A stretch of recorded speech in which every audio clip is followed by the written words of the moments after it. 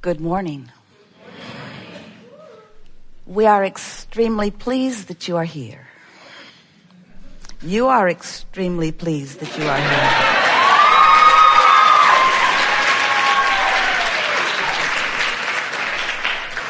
here. It is good to come together for the purpose of co-creating, yes? Co-creating at its best. You are knowing what you are wanting. You are enjoying knowing what you are wanting. Have you figured out how it is that you know what you are wanting? It's nice that life focuses you, isn't it? Sometimes you think that you would rather not know what you want so much, because the reason you know what you want so much is because you know what you don't want so much. Something about that focusing that helps you to discern. And it's helpful when you focus yourself gently, but there is nothing wrong with extreme experiences that cause you to focus. Do you like strong desire? Yes.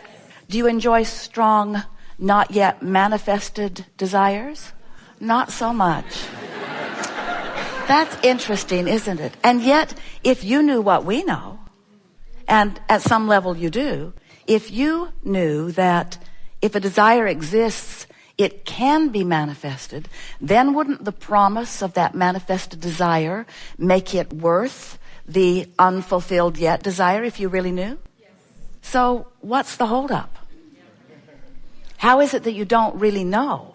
How is it that you can live life and hatch a desire or a whole bag full of them, and even though they have not yet come into full blossoming, see it, hear it, smell it, taste it, touch it, fruition, you sometimes lose sight of the promise of it because the reality of the absence of it is so obvious? Is that what it is? So you're hung up on what is. Is that what you're telling us? Are those the words we just put in your mouth? Yes. Those are the words we just put in your mind. Because what is, you like what is, don't you? You like what is.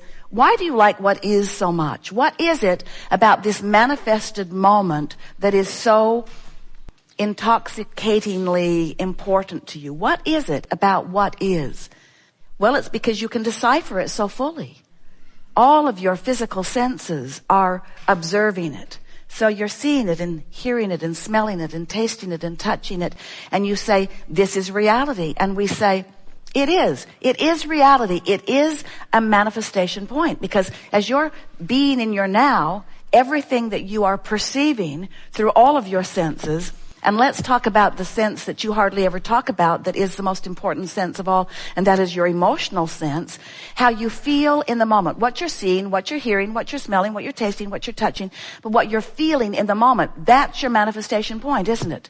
That's your manifestation point. The manifestation of the emotion within you is really big, isn't it? And we think that that's why your now has you so captivated. And we're not trying to talk you out of being captivated by your now.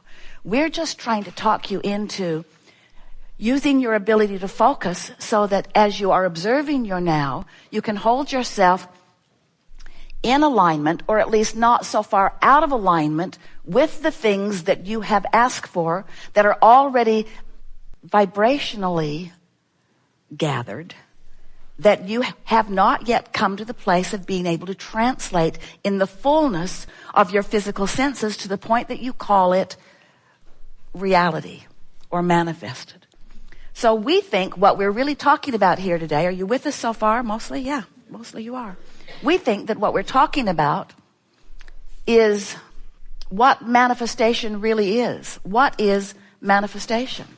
What is it? Is it the new car that you just drove home, or the one that you hope to do soon? Is it the house on the beach? Is it the relationship that you've been yearning for? Is it the pile of money? Is it the empire you're trying to build? Is it the perfect business environment? What is a manifestation? And we notice that often when you think about manifestation, you're thinking about those things or those experiences, those pinnacle, peak kind of things, those life-changing things. Oh, I want to create, or I want to manifest this kind of lifestyle, or this kind of relationship, or this kind of work experience, or this kind of meaningful, life-fulfilling experience. And we say, good for you, good for you, good for you. But when we talk about manifestation, we're talking about right here, right now. What has manifested in your life, which means how do you feel about your money? How do you feel about your body? How do you feel about your relationships? How do you feel about your economy? How do you feel about your government? How do you feel about your world involvement? How do you feel about your ecology? How do you feel? How do you feel? How do you feel? What is your perception of life? What is your manifested right here, right now perception of life? And the big question is, does it include, or better said, are you allowing it to include who you really are and what you really know and what you really think and what you really feel about all of that? Because most humans, the beasts are an exception because they're tuned in, tapped in, turned on.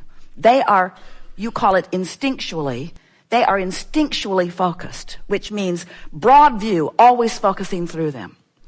But humans, we love you very much. Humans, we love you very much. Humans have managed to focus yourselves apart from the fullness of who you are, so that in many of your manifested moments, you're not allowing all that you have become. And that is so interesting to us, because all day, every day, as you've been sifting through the variety of life, it has caused you to create a vibrational version of you, which is where we stand, which is always the precursor to your manifested version. But you know what's required for your manifested version of you? Only vibrational compliance, only emotional compliance. You only got to be in the mood for what you're asking for, and it must be.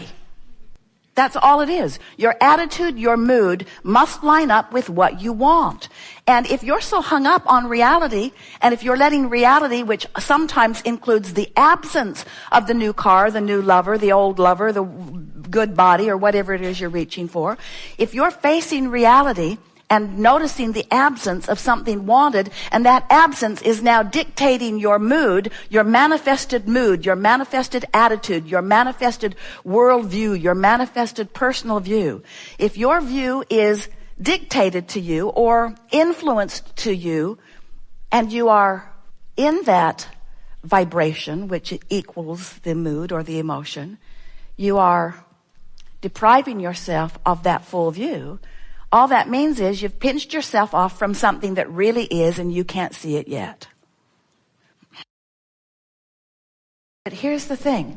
What it really comes down to is that you have two choices when you are acknowledging what is. You can either accept it as a good thing or tense against it as a not good thing. And what do you think will put you on the path of where you want to be faster?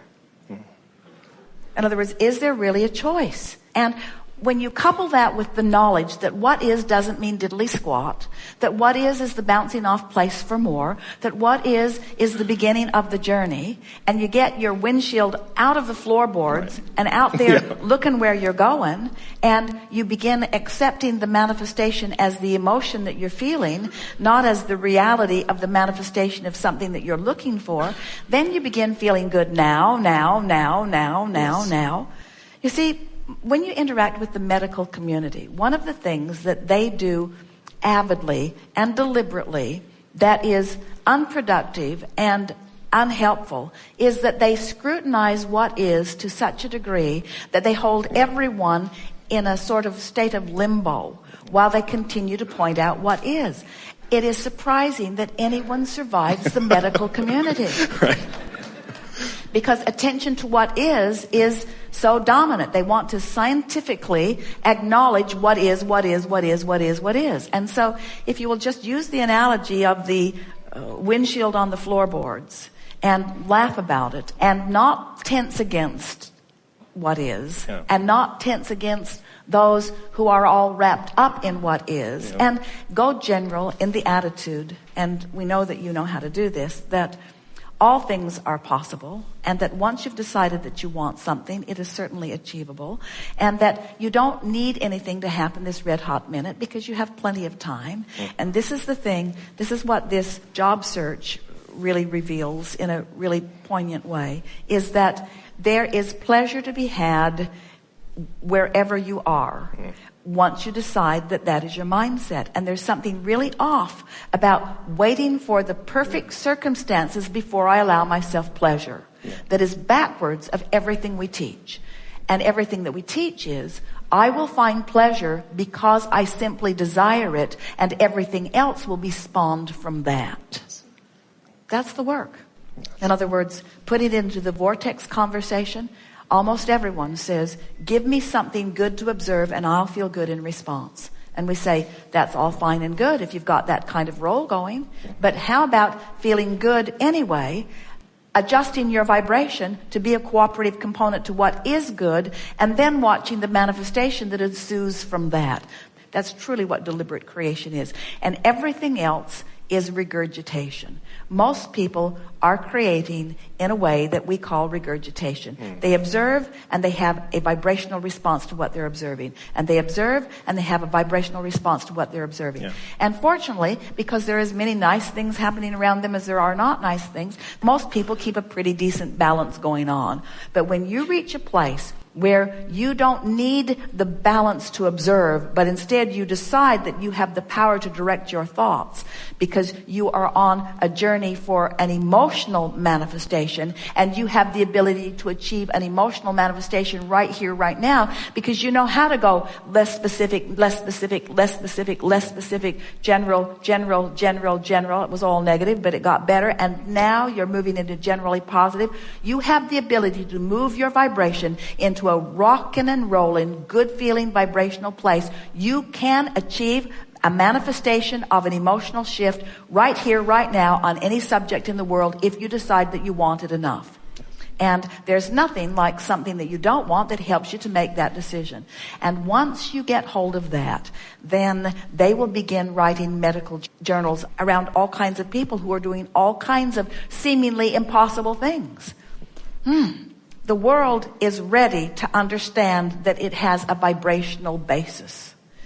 And the world is ready for those like you who understand the vibrational basis, who are applying yourself vibrationally, which means emotionally, who are feeling good because you choose to, not because something gives you reason to, who are having paradigm shifts, who are creating things that are so outside the box that most people believe and understand, that it is going to make all kinds of people stand up and take notice that this is a vibrational world and that all things are possible. If you are an expanding being, and you are, everyone is, so if more is coming, then isn't less happening right now? Isn't that just a consequence of expansion? So isn't it always improving, which means isn't there something that can be improved upon? So this is where the complete acceptance and making peace with what is. And it's about putting your emphasis on where you're going. The emphasis, not your undivided attention. We're not asking you to not live in the world and not be aware of your body. But the emphasis on where you're going. The emphasis on where you're going. Okay. So when you say, I've got 1 foot in this world and 1 foot in this world and 1 foot in this world and 1 foot in this world and 1 foot in this world and 1 foot in this world and 1 foot in this world and 1 foot in this world, we say, if you'd have 1 foot in this world and 1 foot in this world and 1 foot in this world, oh yeah, there's that one, and 1 foot in this world and 1 foot in this world and 1 foot in this world, oh yeah, there's that one, and 1 foot. In other words, emphasis on where you're going. We're not asking you to be delusional. We're not asking you to ignore completely what is. We're asking you to emphasize where you're going. Emphasize where you're going. And the analogy is annoying to most of you, but we love it, so we're going to give it to you anyway. It's like driving your vehicle out on the open road, looking out there, hopefully, rather than down. You never say, I would like a new Camaro, and I would like a glass floor. Why do you want a glass floor? Oh, and by the way, I need no windshield. I'd like my windshield on the floor. Because I need to be infinitely aware of where I am, and I'll just take my chances on where I'm going.